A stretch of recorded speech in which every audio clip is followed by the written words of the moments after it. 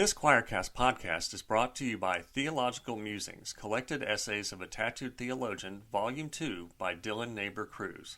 This collection explores contemporary social and political topics through a progressive, theological, and permaculture-infused lens. It also explores topics of theology and biblical studies so that lay people understand what theologians and biblical scholars do in the academic realm. From Choir Publishing, November 5th. Liminal, a word 1,000 miles wide but small enough to fit into the present moment. It describes an in-between place. We live most of our lives within this space, not quite ever arriving at our idealistic final destination. We spend so much of our energies on our best impersonation of who we wish we were, until we can't. But in sneaks a dark night of the soul, or perhaps a mystical experience. Our way of being has an error loop introduced. Today we call that deconstruction. Welcome to the Liminal Living Podcast, where we teach you how to be here, how to traverse these spaces, and where we can go if we remain humble, open, and honest. Blair Coyle, welcome to the Liminal Living Podcast. I'm really happy to have your beard on my screen today. Thanks for having me, Tom. You're like a bearded bro with me. This is cool. Hell yeah. Yeah.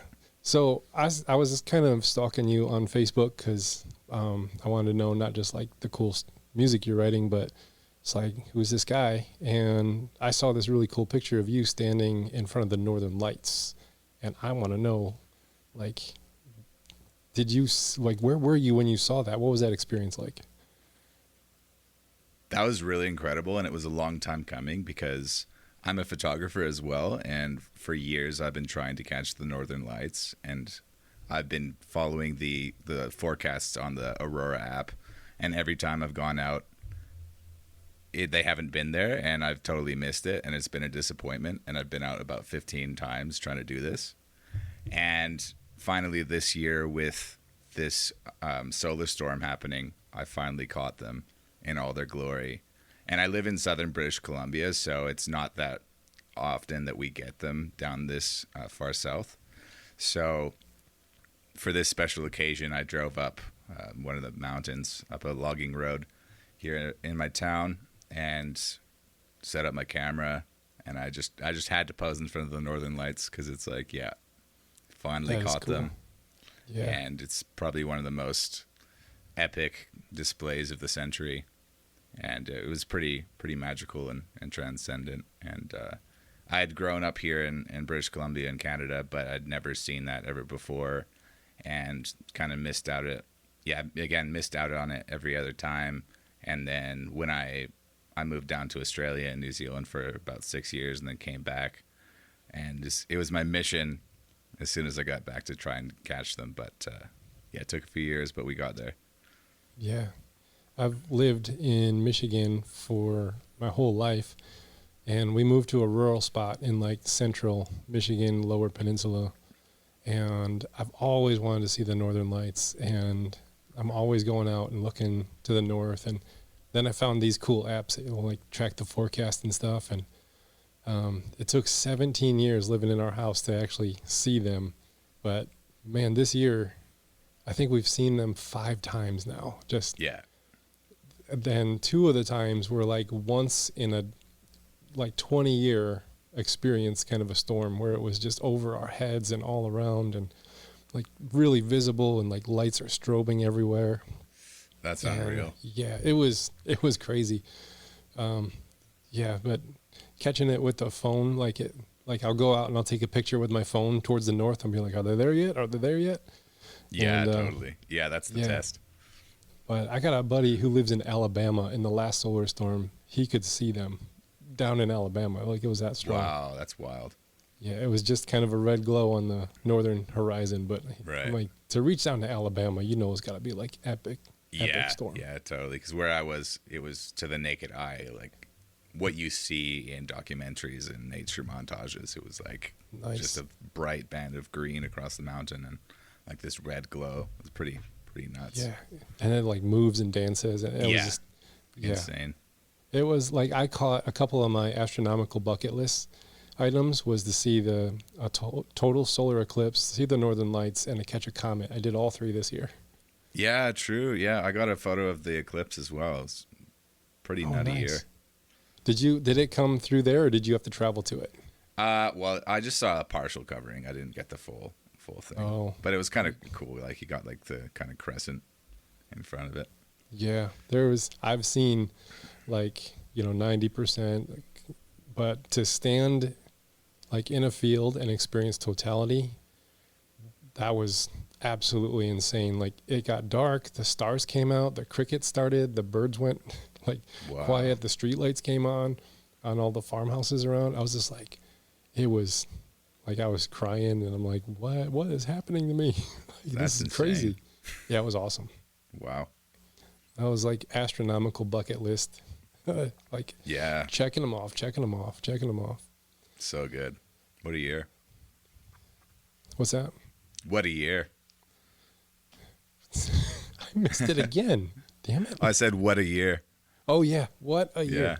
Yeah. It has been like absolutely nuts. Absolutely nuts. So I don't know there's nothing else on the bucket list for the astronomical. I don't know what I could see next. So yeah, I'm good, man. Good now. I think so. Well, you're like a singer, you're a songwriter, you're a musician, you're a photographer, and you've kind of come through the land of deconstruction yourself. But I'd like to just kind of get your roots. Like, where did you come up out of? What's the soil that your life grew up out of?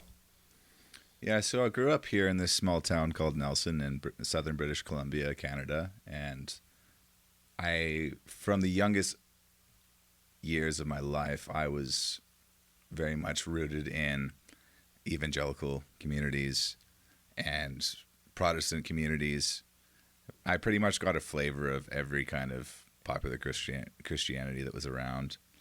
And I can remember saying the sinner's prayer when I was like 4 years old, kind of thing, and went to a small private Christian school. So it was my entire world growing up, and kind of starting out in a homeschool environment that was heavily influenced by James Dobson and focus on the family type values.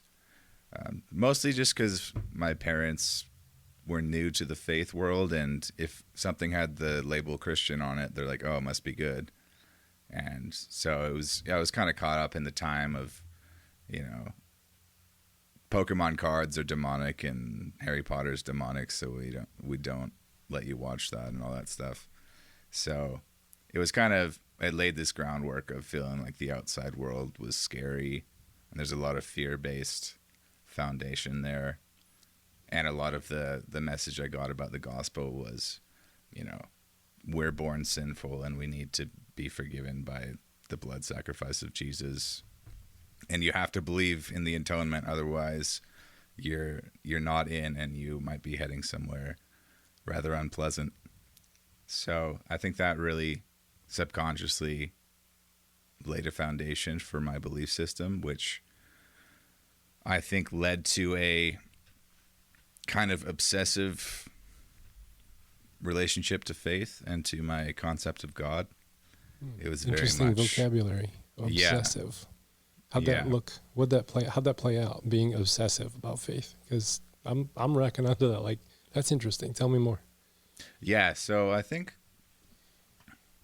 I'm just thinking back to my earliest years and the patterns in my prayer life, and it was always this rooted in this fear of, oh, I'm unclean before God because I've done something naughty, or I feel this shame, and so I need to pray again to be cleansed in the blood of Jesus, or whatever kind of charismatic concept, to be able to feel okay about myself again and feel connected to God. So it was this kind of daily constant checking in, making sure I was okay with God, and kind of like a weird anxious attachment style kind of relationship to a very unpredictable father who is 1 minute really pleased with you and loves you, and then if you do the wrong thing to set him off, then watch out.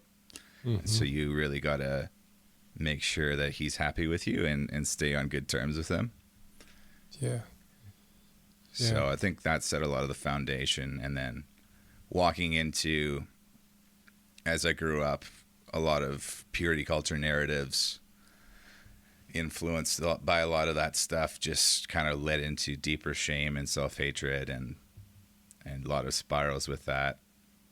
And again, just created a lot of like obsessive mind patterns. And looking back now, I can definitely see patterns of what they call scrupulosity or religious OCD that was formed from that, which is the foundation of that is really just the fear of not being good enough, and just fear in general of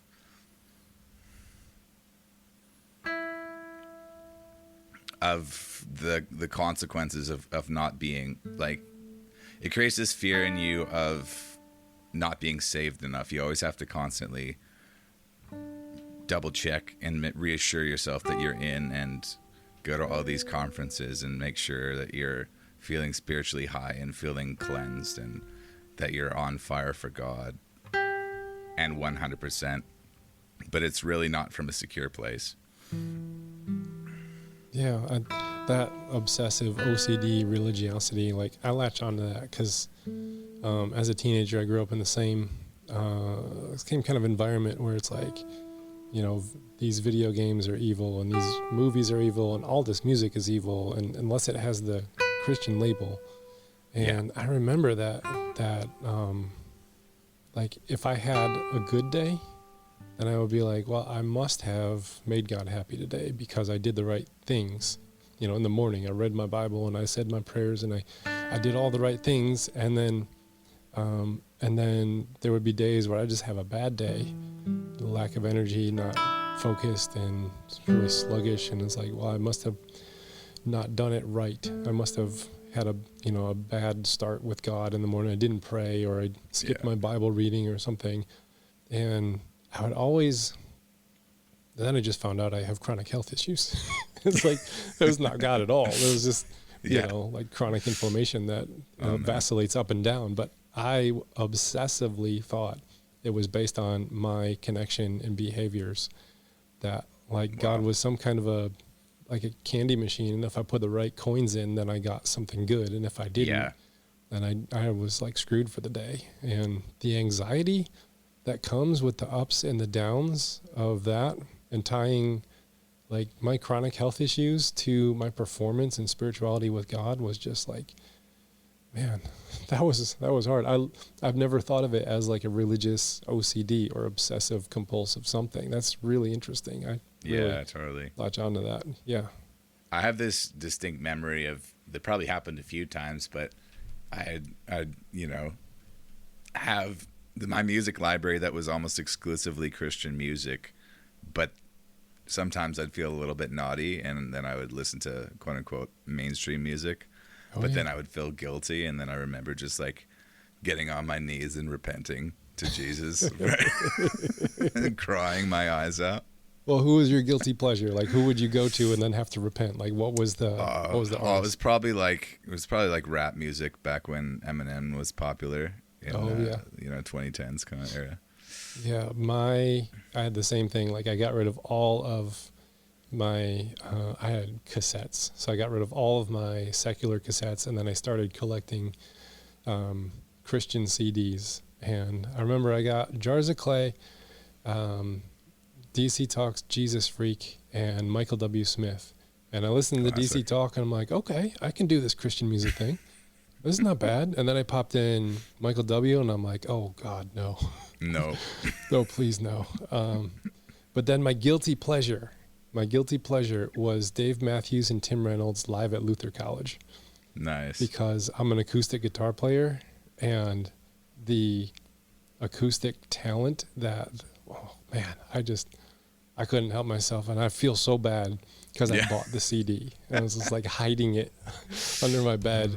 And my pastor at the time, he's like, "You have a secular album." I was like, "I know, but it's Dave Matthews. It's acoustic. I love it. He's so good." But it's so funny how that works. Like, it's weird because in my earlier years, like my dad had this big record collection with ABBA and Springsteen and all the classics, and I had a lot of fun listening to that. the Doobie Brothers and all that. But then he converted to Christianity and kind of started out on the fundamentalist track, because that's often kind of the first stage. And then he had this Christian radio show that he started, and he would play only Christian music. And if there was any secular music, it wasn't actually the original version. He would play this band called the Apologetics that made Christian parody versions. I remember them. So half of the classic rock hits that I hear nowadays, I only know the lyrics to the Apologetics version, like the Christian. I totally forgot about that band. But yeah. It was like the way to indulge in secular music. Totally. Was to change the lyrics up a little bit. Yeah. Yeah. A little bit of the sound of Silas, you know? Yeah. I had no idea that like American fundamentalist evangelicalism worked its way up into Canada like that so much. Oh, yeah. Definitely. Interesting. Is there like a difference between the Canadian version and the American version that you've ever noticed or picked up on? Or is it all like the same, cut from the same cloth kind of a thing? It's hard to say because I've never lived in the States. And I can't really compare eras. So at the time, I think it was just a real mixture. Yeah, it's hard to say. Probably depends what church you're at. We exported that stuff. Yeah, definitely. We definitely exported that stuff. It was good. Christian capitalism. Oh, all the Christian bookstore stuff, you know, the Adventures in Odyssey and all that. Yep. I remember going there, and you had to get the Christian CDs and the Christian books and fancy Bibles and journals and all the highlighters and the different pens. Do you remember the pens that were for like serious Bible studies that were like, for prophecy you have purple, and for like color coded stuff that you can underline in your Bible? Oh yeah, that was like a real highlight as a kid, because we live in a smaller town and the closest bigger center is like about 5 hours away, the closest place that had a Christian bookstore. So it was like a yearly event getting to go to this place in Kelowna and pick up all the latest Toby Mac CDs and get all the merch. Yeah. The merch. Yeah. Well, when is a time that things started to shift for you? Like, you're like, okay, this is not what I thought it was, or like, what were the circumstances surrounding that you started to have like profound shifts or have slow awakenings to like, this is not what I thought it was? Yeah. So I guess through my teenage years, I had been through several different streams of Christianity in the church. I had been in kind of more of a conservative evangelical church for my youth group years, but then also at the same time was part of more of a, what they would call a spirit-led, charismatic, Pentecostal kind of non-denominational church. And that kind of gave me a perspective of seeing how differently things could be done. So I saw that there were options. I guess that was probably the starting point. And then when I was around 18, I think, 18 or 19, I started realizing that, man, I've been so judgmental, and then the way that we interact with people outside of the church is so othering. And we really have this attitude of we're the saved people, we're in the saved club, and everyone out there is deceived and bound for hell.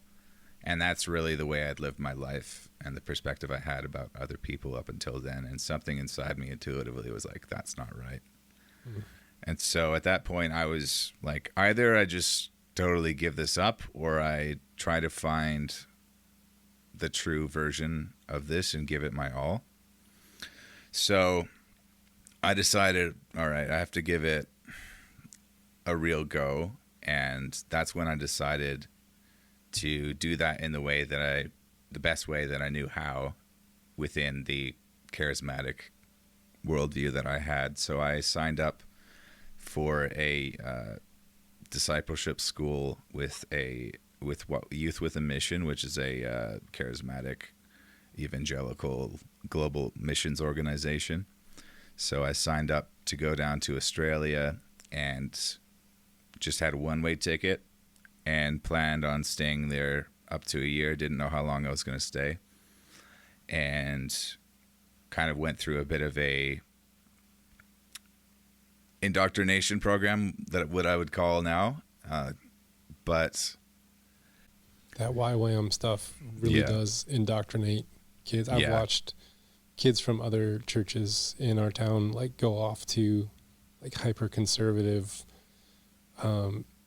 things, and you know they come back like just repeating what was said to them. They're 100%. constantly like spouting off the rhetoric that they learned, and it's like such a narrow framework. And then it's like that youth that needs stability, that needs structure, that needs something to latch on so they're psychologically stable. Like they just like wrap their arms around that stuff and just say, finally someone told me what to do, what to believe, and what to say. So true. Yeah, that stuff is, indoctrination is a good word for it. Yeah. When did you start to question even that indoctrination and be like, wait, what is going on with this? Like,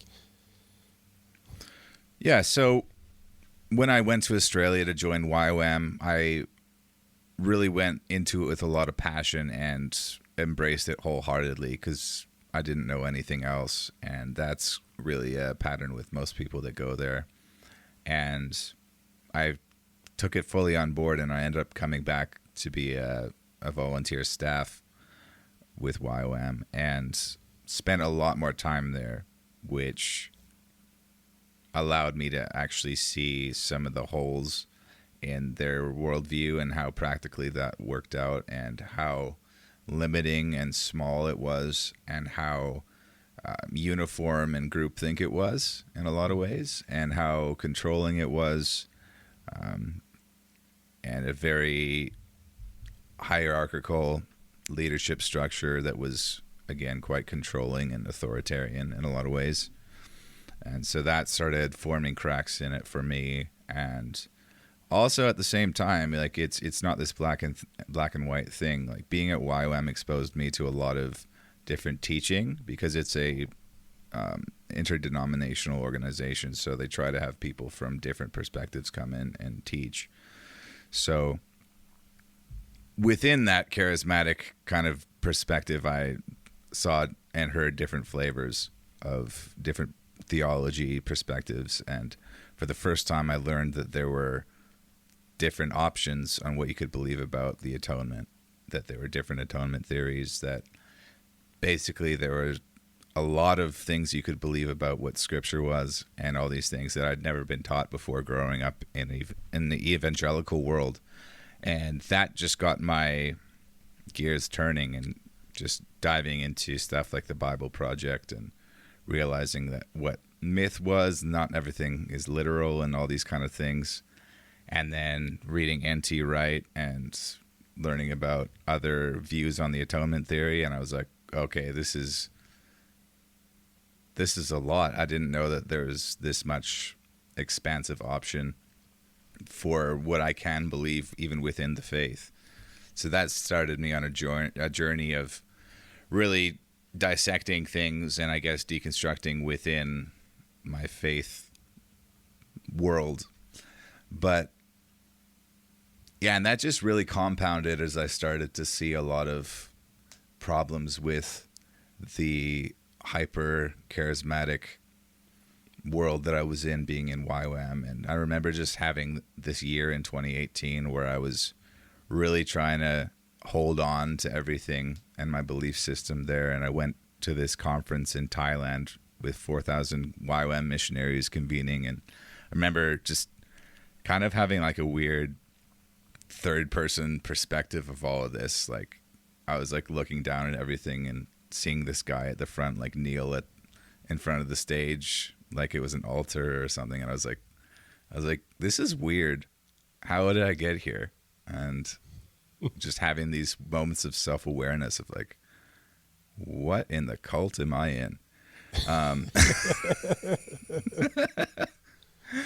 So I just had a lot of these moments and just these realizations of like, okay, where I was a worship leader and we're singing all these lyrics about angels bowing down and the 24 elders in the throne room. I'm like, I don't think that's literal. I'm like, I'm like, it's almost as if the people that wrote this lived in a world that had kingdoms and like halls and castles and stuff. Like, Yeah. if this was written today, we wouldn't see that language in there. And that started just unraveling everything for me. And I was like, oh, people wrote this. God didn't write this. And then that just sent me on a whole spiral. Oh yeah. Yeah. When you really dive into like the fact that most of our dogmatic theology and the language that surrounds it is a contextualization of the medieval world.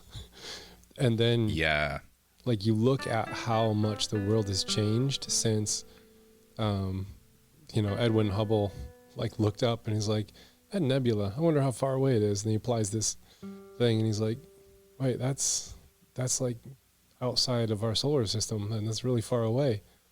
That's another galaxy. Like that just happened in the last century. Yeah, exactly. Just in the last century, like Einstein revolutionized how we see time and gravity and space, and like the cosmology has just exploded and the universe is huge and we're stuck in this like earth-centric, human-centric, medieval language of the faith, and the container just feels, it doesn't feel old in like the like, oh, this is something, like very authentic, and it feels like dated, like 100%. you're picking up like an avocado toilet from like Home Depot, like the Restore. Yeah. And you're like, oh, this just doesn't go anymore. It's just, it feels definitely dated and not ancient and old and like rooted kind of old, but like just like irrelevant. Dated. Yeah, irrelevant. Like it doesn't. Yeah. Like that cosmology doesn't fit our cosmology, and so then the fundamentalists just double down and be like, well, yeah, the Earth is flat and 6,000 years old, and it's like, wait a second, like, we make these little bubbles that we can control and inhabit, and then all of a sudden science has exploded with knowledge. Yeah. And I remember as a kid being in national parks and just, they're like, and 15,000 years ago when the glacier formed this valley, and I'm just like, Ken Ham said that it's only 6,000. Yep. I remember that. I remember watching Bill Nye as a teenager at some church member's house, and he mentioned dinosaurs and millions of years old, and the parent in the house was like, he's wrong, that was only 6,000 years ago. And I was just like, I remember like not having enough information but thinking this is weird, like, why is this soccer mom telling this scientist that he's wrong on his science? Like, I just remember like reflecting on that and how odd it was to me. Yeah, it was just trusting the Australian Abraham Lincoln over Bill Nye. Yeah. So how long did it take for you to like openly acknowledge, like, I'm questioning this and I'm not sure I fit? Like, what was the journey from that moment of like realization to I've got to say something? Yeah, so it was that final year from 2018 to 2019 that I was in YWAM that I really started having a lot of clarity as I journaled and took some time away for a little while back home in Canada, and I was able to really nail down like, oh, this is like a very cult-like system and I have to do something about that and try to wake people up to it. I got to get out of here, but I had to like make a smooth transition. So I went back for a little bit, and during that time talked to a lot of people and was like, tried to help wake them up. And I did with some of them, and a lot of them were having the same realizations at the same time. We went through a big exodus of staff members there. We went from, I think they went from about 110 staff to like 30 in a couple of years. Wow. So I think that one of I was definitely one of the catalysts in that. It was already happening. People were burning out and shit was hitting the fan. But so I left there and I needed somewhere to go, but I didn't know what to do. I kind of wanted to pursue doing filmmaking because I had started doing that in YWAM and was really into that and had really gained a passion for that. And I thought about doing a film school with YWAM in Brisbane, but then I got a tour of the YWAM base there and just had like PTSD symptoms walking through the base, and I was like, nope, I'm not spending another 6 months in this cult. So Yeah.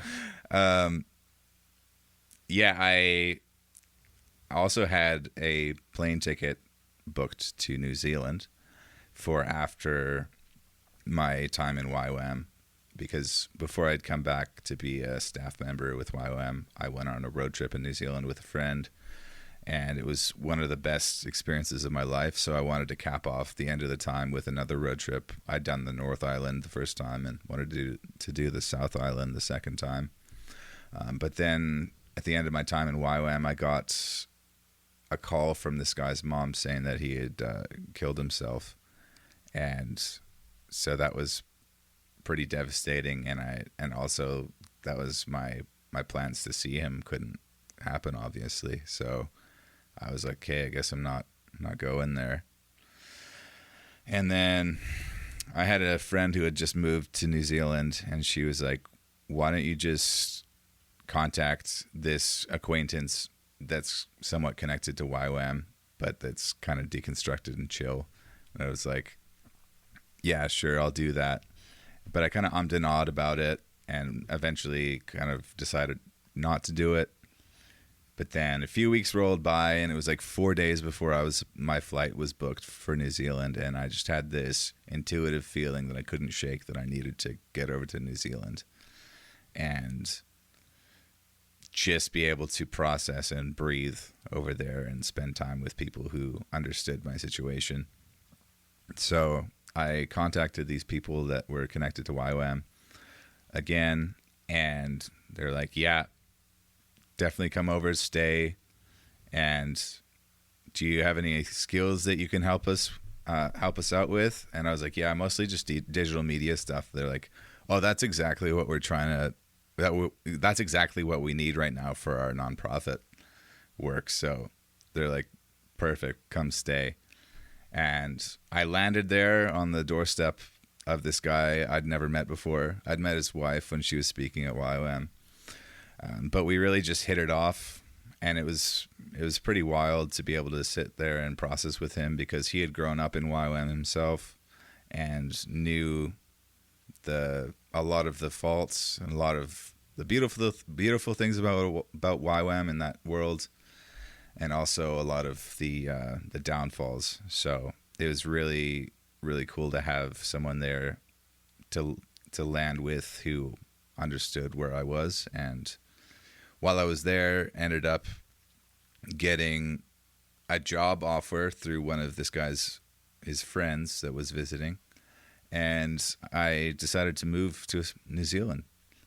So came back a few weeks later and ended up living at this guy's house for about 8 months in his suite. And that's when a lot of my process really started unfolding, as I was really just fresh out of the YWAM world and on my own for the first time.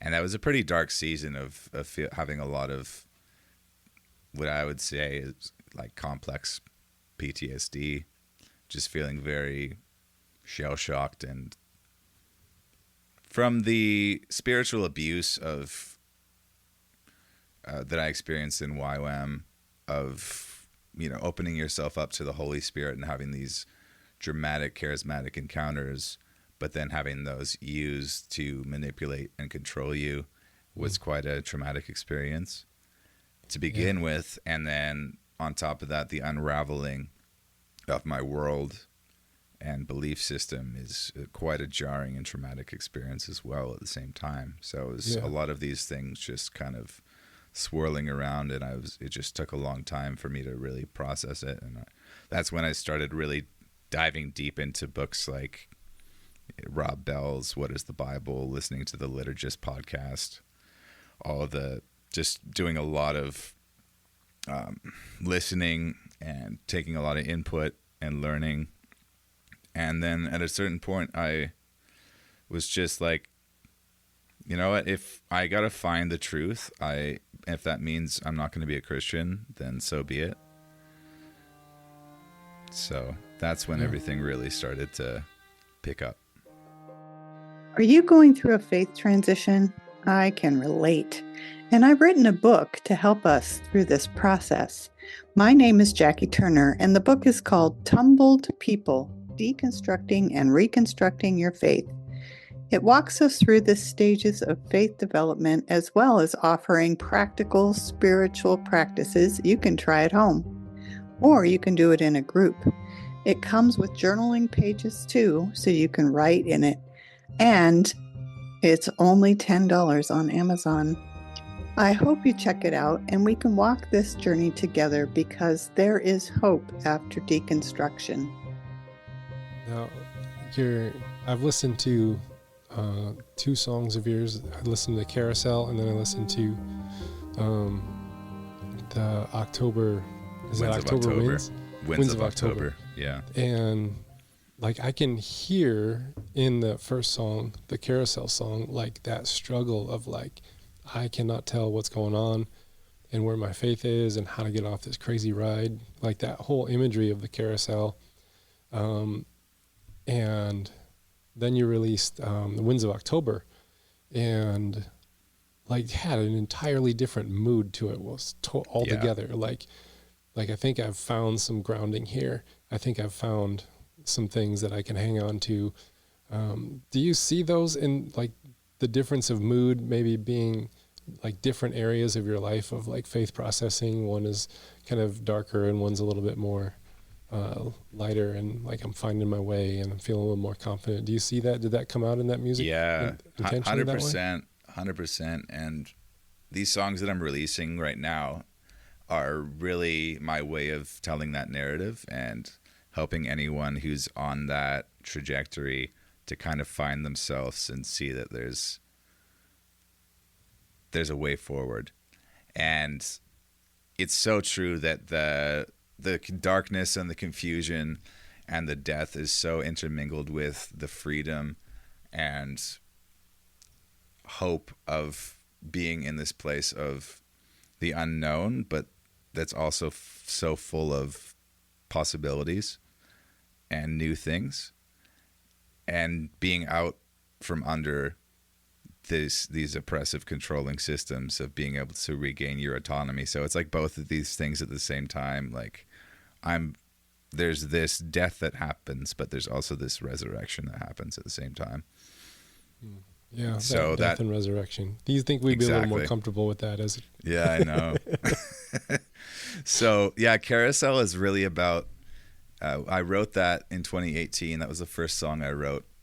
I'm releasing 4 songs over the next few months in total. And so Carousel was really written about when my religious OCD came to a head, because I had already struggled with that as a teenager, but then throw in the YWAM beliefs and values of hearing the voice of God and spiritual warfare and all these things, trying to discern the voice of God, what he was saying for every decision in your life, trying to get prophetic words all the time, and then believing that every negative thought was being projected into your mind by Satan and trying to silence that.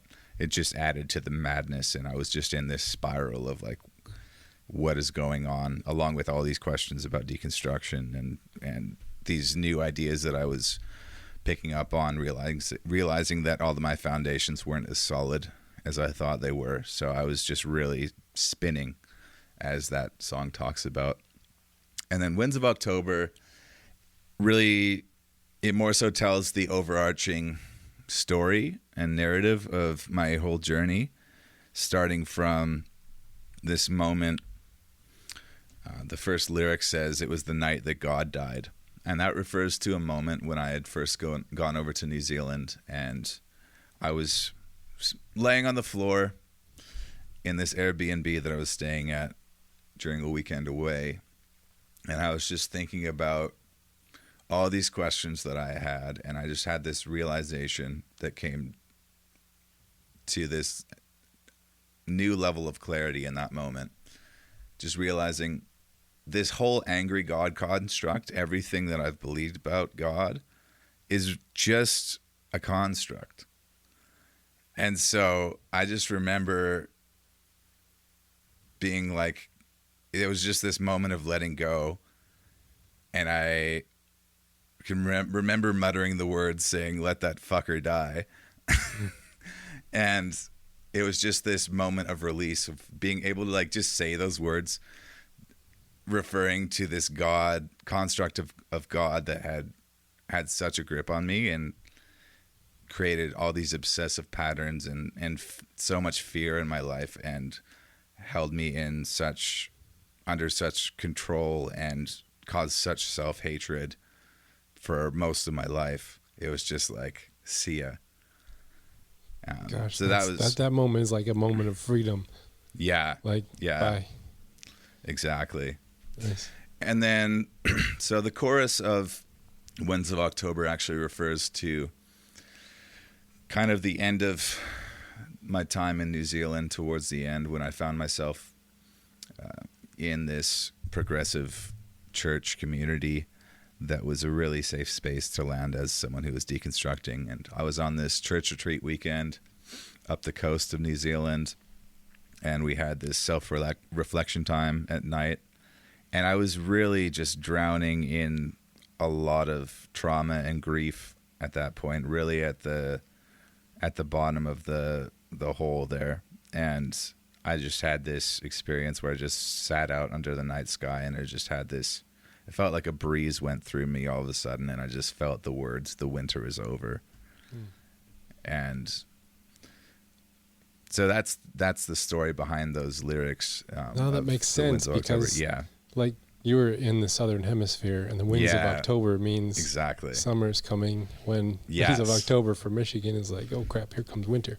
Exactly. That makes more sense now. I was just like, I wonder if there's like a play on, I wasn't even thinking like hemispheres, but yeah, there's a whole thing there. There's like the metaphorical, the winter is over, but also I was literally in New Zealand and the winter was ending. Man, that's really cool. I've had similar experiences. Like I had to get a master's and a doctorate to like fix me. I was like that messed up. I wasn't that smart. I was that messed up. Wow. With my, just my whole OCD religious, fascination with that fundamentalist, like God is angry with you kind of a thing. Like it really required me to do all of this massive internal work. So I got a master's degree in spirituality and leadership. And then after that 3-year course where I learned like, meditation and different ways of viewing in the Bible and different histories and monastic stuff. And I was just like, holy cow, this has never been taught to me. It's a whole other world, eh? I like jumped immediately into the doctorate right after my master's. I'm like, I am not done. Like I need some more. And I did a 3-year doctorate degree in the same topic, spirituality and leadership. And yeah, that was not me being super smartsy, getting a doctorate. That was me like, well, it might be cheaper than therapy, I guess. I don't know. Yeah, fair. Yeah, but I get something on the other side. I got a little plaque that says I'm a doctor now. But nice. Yeah. There's so many, like when you look at how weird the theological dogmatics that we have to set up, there's all of these like loopholes that you got to explain away all the time. Yeah. Like you as a 4-year-old praying that you would not go to hell. And so then, messed up. Like, would 4-year-olds go to hell? And then, they come in, it's like, well, you're not really culpable for sin until you're 13. And then, then we understand, well, now adolescence doesn't end until, in some cases, like 32. It's like, so now like 32-year-olds are like the age of accountability. Yeah, no, exactly. I feel like my whole church experience was every Sunday being like, all right, So this doesn't make sense.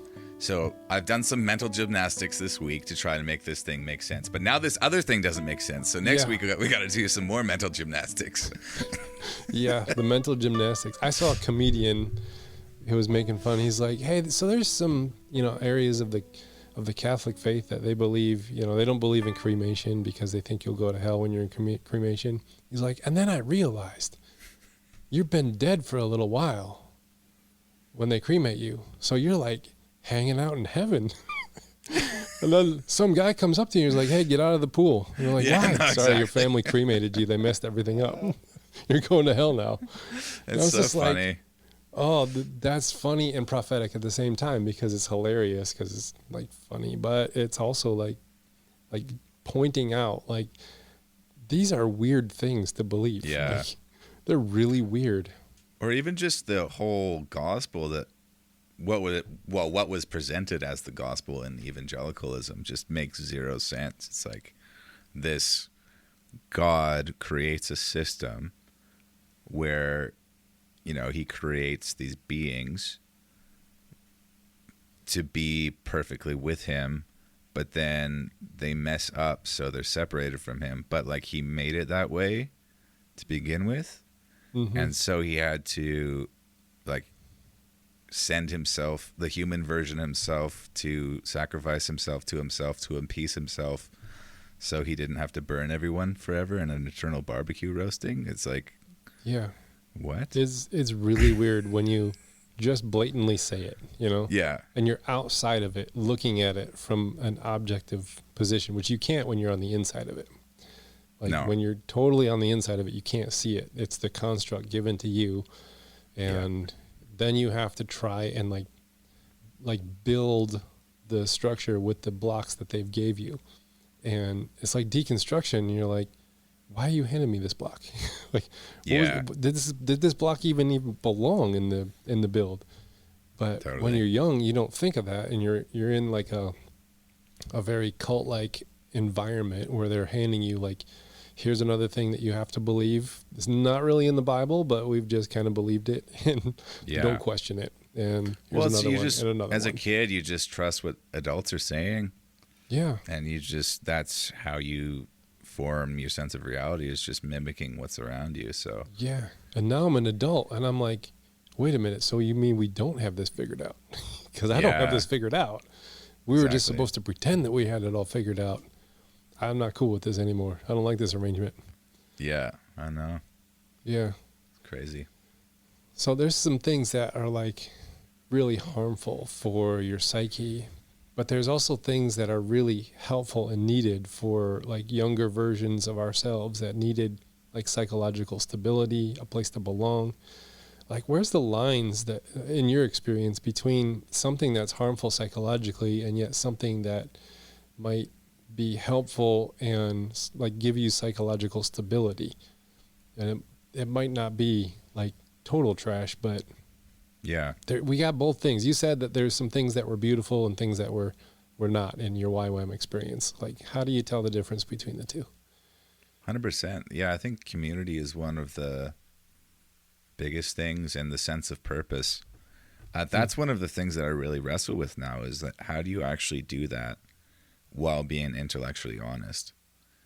Because it feels like kind of the whole approach, like, do you go about it with the approach of like how you tell kids about Santa Claus to give them something to be excited about, and then they realize later, oh, it's just a story?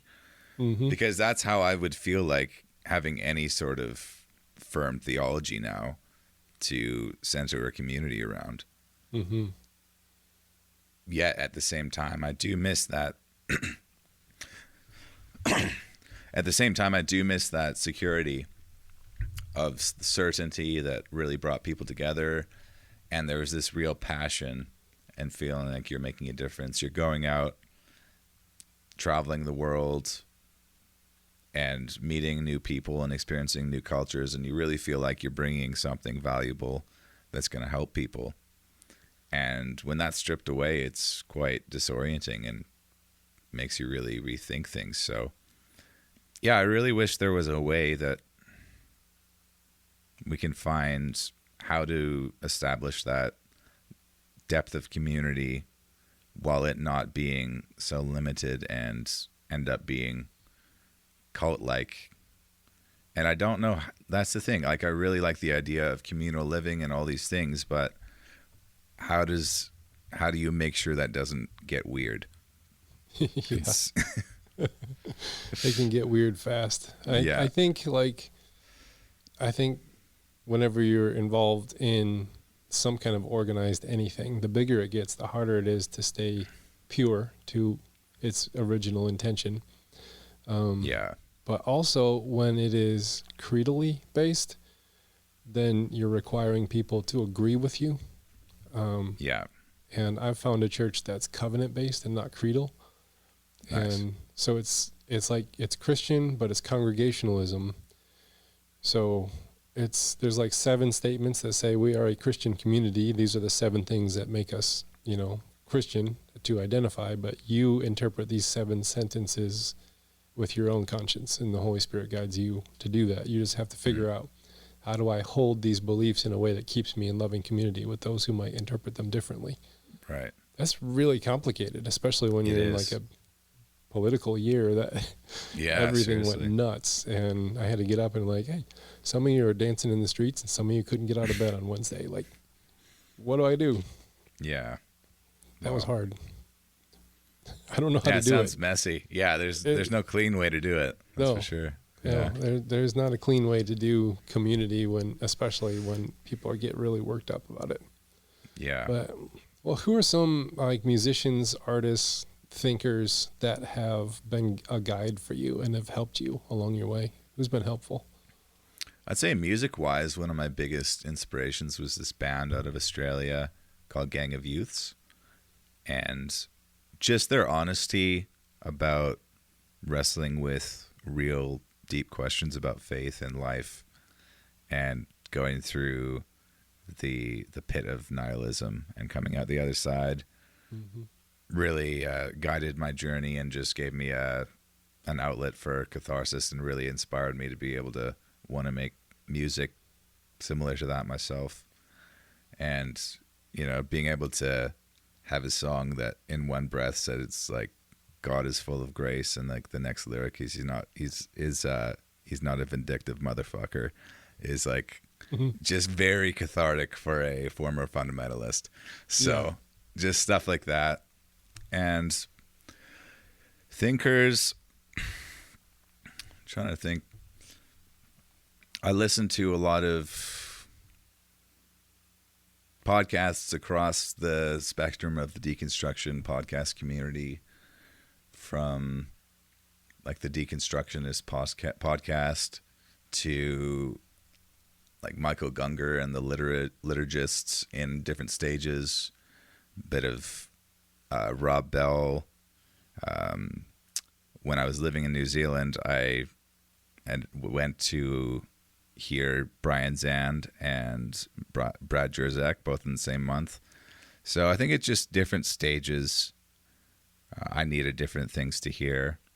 And one of the things that really helped me along was actually connecting with the Square One group in 2020 that Keith Giles hosts. Oh, yeah. And so that really kind of gave me some direction and a space to process things for a few years there when I was in my most disoriented and disillusioned state. So that pointed me to a lot of resources as well, which is really good. And yeah, just having people to discuss everything with really helps. Yeah, knowing you're not alone. Like, yeah, when you were immersed in the cult-like behaviors and beliefs of a very controlling system, and then you're like walking out of it, sometimes it feels you're alone, because like, am I the only one walking this direction? Everyone else is walking this way. Incredibly isolating and terrifying. It takes a lot of courage to be able to stand out, knowing that everyone else around you is thinking this guy's some erratic, crazy person. Yeah. And just gets to the point where you just like don't care anymore. You're like, I just got to get out of here. I'm going for what I believe is true in this moment. And you're going to think what you're going to think, because you're in groupthink brainwashing. So Mm-hmm. it is what it is. Has there been some specific practices that have helped you maintain a sense of connection or sanity on your journey? Like, I got to make sure that I do this thing that helps, like a specific spiritual practice that was helpful. Yeah, I think learning more about and practicing more in the meditation space and just being has really helped. Just stilling and being more embodied has really helped. And learning about somatic stuff, but with trauma being stored in the body and learning how to release that has been really helpful. And then also living in BC, which is very easy to get magic mushrooms, and it's a very gray area. So psychedelics has helped quite a bit in that process too, combined with the knowledge of meditation and all those kind of things too. Mm-hmm. And it's time as well. Time and space has led to a lot more stability. And I guess now I don't know what an active spiritual life looks like, because I'm very much like not a Christian.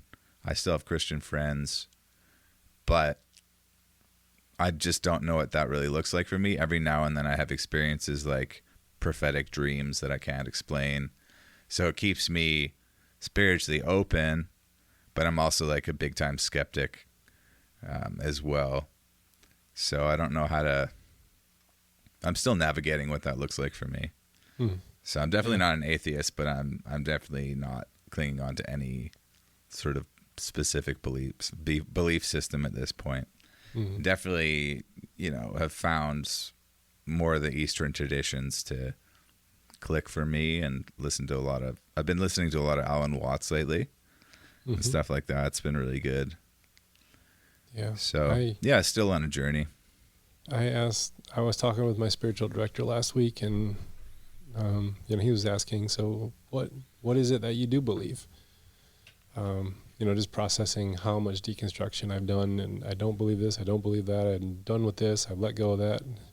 And just as a good spiritual director, he's like, well, you tell me what you don't believe, you told me what you're not, and I'd like to know what you think you do believe and what you think you are.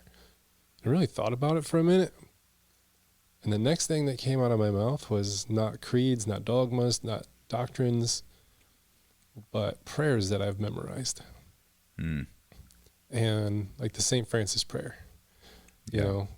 I said, I believe in the St. Francis prayer. I think that's the best way to exercise Christian spirituality in the world, is to live out the St. Francis prayer. Is that the Christ beside me? No, that would be St. Patrick.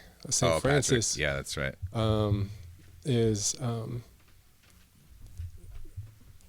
let me not so much seek to be understood as to understand, not to be loved, but to love. For as in giving that we receive, and is through dying that we are born to eternal life. Cool. That's that whole, like, it's not me asserting myself and my belief unto the world and people and demanding conformity, but seeking to love, seeking to understand, seeking to be a compassionate presence. So that was like the first one that came out of my mind. And then the second one was the All Shall Be Well prayer by St. Teresa of Avila. All shall be well, and all shall be well, and all manner of things shall be well, because there's a force of love moving through the universe that holds us fast and will never let us go. I'm like, I believe that. Yeah. And I just spouted off a couple prayers, and I'm like, that's really interesting. Like, I'm not so doctrinally, dogmatically trying to draw lines around this thing so much as I'm holding these prayers that kind of guide my being in the present in, I guess, helpful ways. Not very creedal these days. That's really cool. But yeah, those prayers were the first thing that came out, and that surprised me. That's why my spiritual director is really awesome. Nice. He knew that it wasn't a question about, oh, so you gave up all this stuff. What's left? What do you got? Are you still Christian? It was more like, let me probe here, do a little exploration. What is it? What are you about? Right. And those things just like came out. He's like, that's really cool. So that's a good point of inquiry. I'd like to explore more. Yeah, it's more like, how are you going to be in the world? What are you going to do here? Not so much as what's in your head. What knowledge are you trying to put up there? I think where fundamentalism goes wrong is we 100% believe that we have the metaphysic for the nature of reality. Yeah. Like you pull back the layer, this physical world layer, and you're going to find everything like Pat Robertson said. There's angels, and for some reason they're stuck in the Bronze Age, and and there's demons and they're battling, and then there's God, and there's a Trinity, and there's the Son, and we just think that we have this metaphysic thing figured out. So then everything that doesn't match our metaphysics is a conspiracy against us. Science and culture and music and movies and politics and so then we got to reclaim dominance to enforce our metaphysic upon people.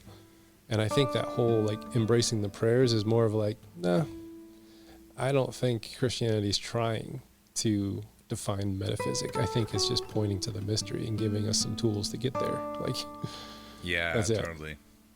So I can think that's where I'm mostly at these days.